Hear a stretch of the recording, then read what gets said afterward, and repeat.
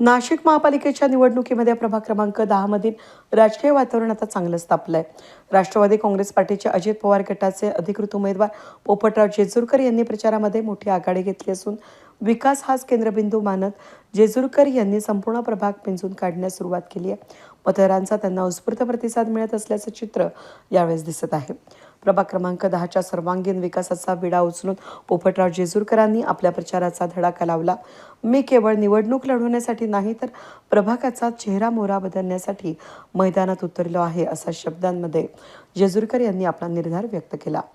जेजुरकरांच्या प्रचारार्थ कार्यकर्त्यांनी प्रभागातील गल्लीबोळांमध्ये घड्याळ या निशाणीचा प्रचार पोहोचवलाय. प्रभाग 10च्या रखडलेल्या विकास कामांना गती देण्यासाठी आणि नागरिकांच्या समस्या सोडवण्यासाठी पोपटराव जेजुरकर यांच्यासारख्या सक्षम नेतृत्वाची गरज आहे. येत्या निवडणुकीत घड्याळ या चिन्हासमोरील बटन दाबून त्यांना प्रचंड बहुमतानं विजय करू, असा ठाम विश्वास त्यांच्या समर्थकांनी व्यक्त केला. छान प्रतिसाद आहे आणि नागरिकांचा एवढा उत्साह पाहून असं वाटतंय की आता मी निवडून आल्याशिवाय राहणार नाही.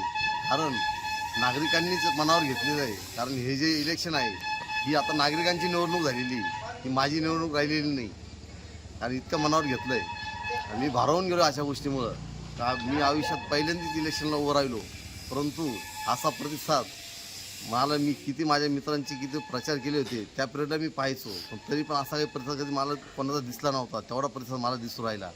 याच्यावर मी नागरिकांचे धन्यवाद मानतो. मी पहिला प्रश्न तर मी सांगितलं की मी हंडा मोर्चा काढला होता. तर हंडा मोर्चामध्ये जेव्हा हंडा मोर्चा काढल्यानंतर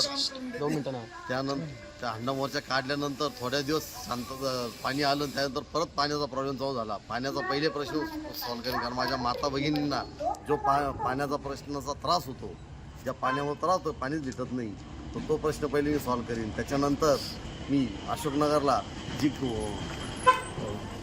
वाहतुकीची कोंडी होती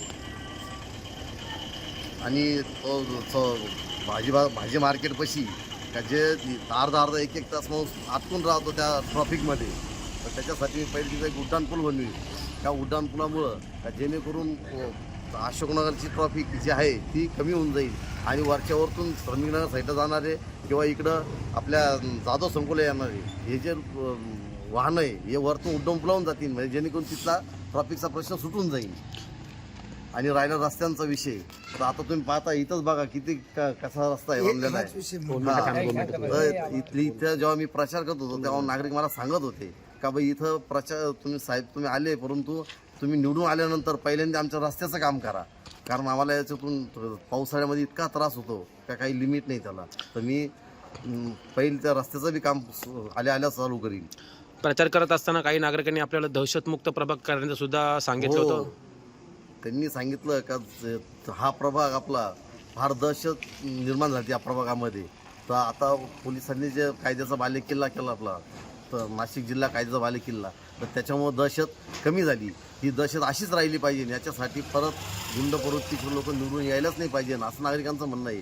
ते म्हणतात का तुमच्यासारखे साधे सरळ धार्मिक माणसं निवडून आले पाहिजे, जेणेकरून इथली दहशत कमी होऊन जाईल आणि ही कायम जसं आता आलबेल वातावरण आहे तसं वातावरण राहील. सर्वात महत्त्वाचा आणि मोठा प्रश्न की तुम्ही राष्ट्रवादी काँग्रेस पक्षाच्या वतीने निवडणूक लढवत आहे.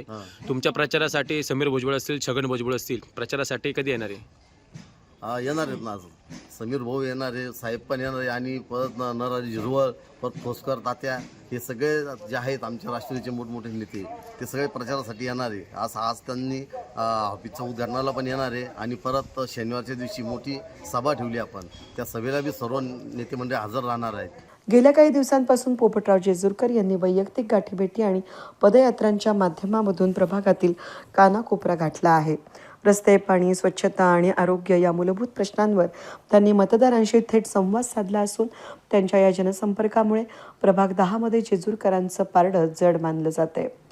वेद न्यूजसाठी प्रतिनिधी कमलाकर तिवडे, नाशिक.